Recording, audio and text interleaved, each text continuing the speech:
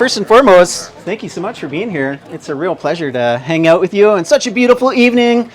I know we're nicely packed in on the patio and in the store. We're gonna have fun. This was kind of a last-minute thing. It's one of those things I've put out there in my life. I've done stand-up comedy once. I don't want to call tonight stand-up comedy. I came up with Herbal Humour. It's a very niche market.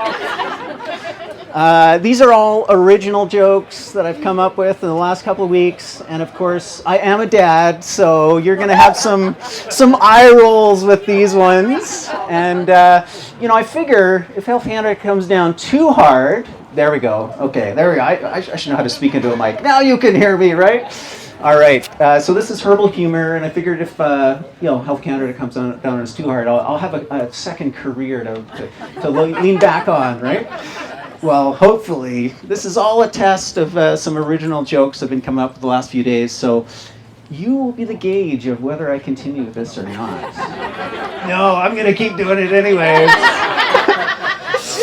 All right, so, for some of these jokes, you're going to have to know some herbs, maybe some Latin names. I'll try and preface you as best I can. But we'll start with this one. Why do herbalists love the 20th letter of the alphabet? It's the only one they can make a tea with.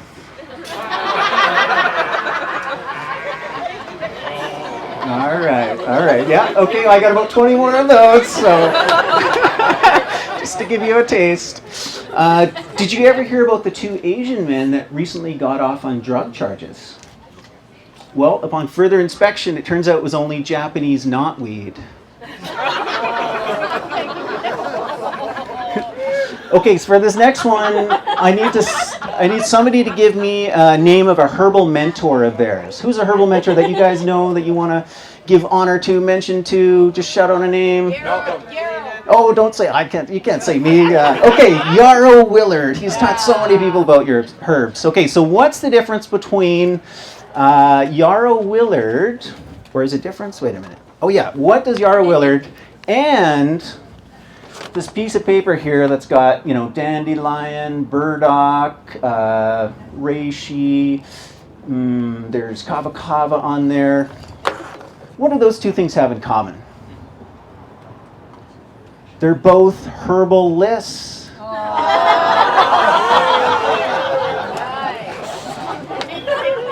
right. Did you know that every herbalist has their favorite, most trusted soft drink?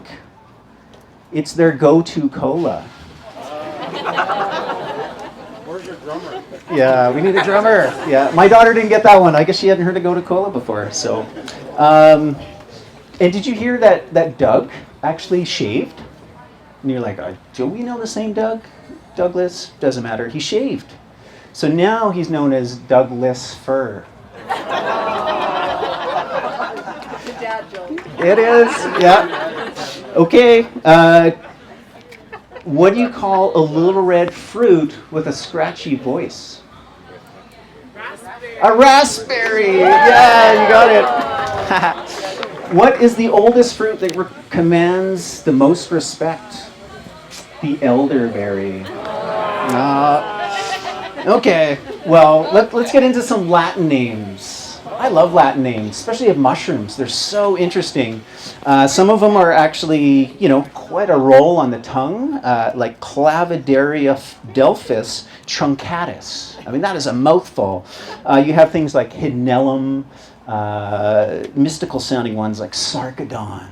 That's a particular mushroom species. And then there's the one I always feel kind of awkward saying. It's a species of mushrooms called the clitosides. I mean, some people trying to pronounce it as a clitosibe, but either way, it's got the word clit in it. Like there it is. But anyways,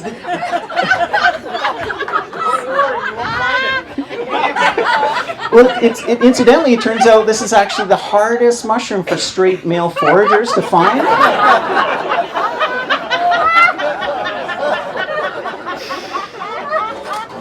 And, since we're on the topic of female genitalia, what do you call? Foraging class? There'll be a foraging class for that one, yeah. We might find the aptly named Clitocida nudata. No, it's true. That is a very specific species. They call it the bluet. That's its common name. Yeah.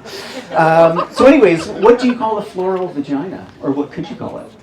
What? A rose bush. And what does that make straight male foragers? Rosemary. God. But honestly, let's face it, most mushrooms are very phallic in nature. However, there's one of them that identifies as females and uses the appropriate pronouns. You know what that one is? Reishi. Okay. Feel that I could speed this up here.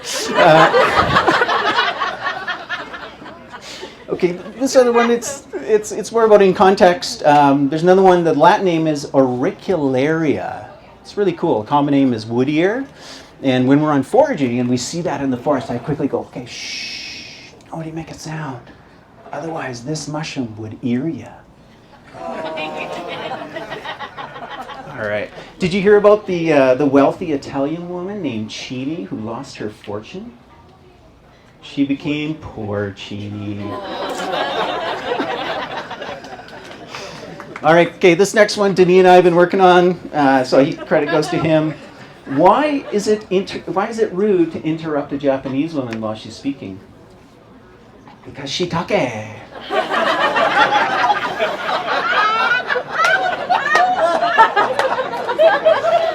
And if you do, you know what she'll say to you back?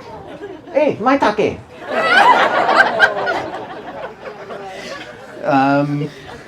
All right. I don't know if you know this, but the urinary system, it didn't always include the kidneys. I know that's very surprising. There's two of them, and they're clearly involved. But the bladder was always just such a bully, just being a big old bladder, right? And then finally it consented, to the kidneys. All right, you're in.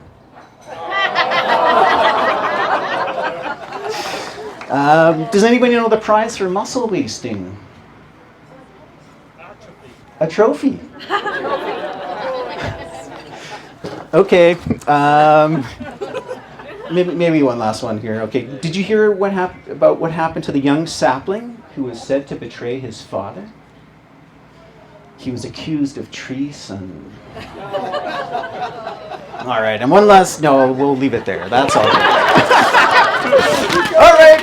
Oh, that's all I got. I'll have to go back to the drawing board and keep adding some more. Okay, thank you, Kyra. Thank you, Malcolm. That was so great.